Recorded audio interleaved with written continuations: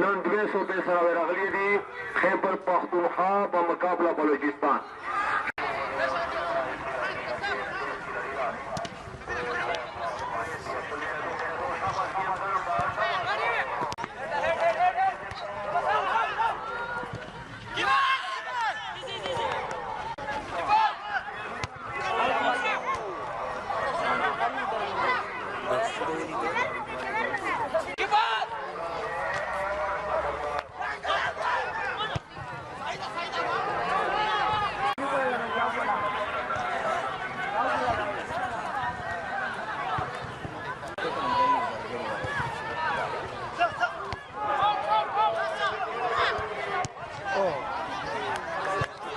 موږ د صوبه بلوچستان ضلع ژوب فټبال ټیم خیبر افغان راغلي یو د لوبډلو ته د فټبال ټورنمنټ ټال پاکستان دپاره.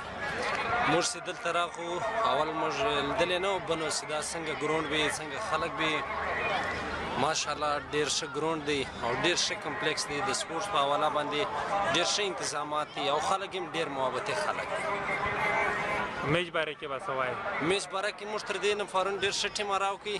نن بیا فټبال دی یو هاف پاتې دی. فټبال په 5 منټ باندې فیصله کېږي او دا ټیم زموږ دپاره یو هاف پاتې دی. انشاءالله زموږ دا امید دی چې موږ به دا لوبه وګټو.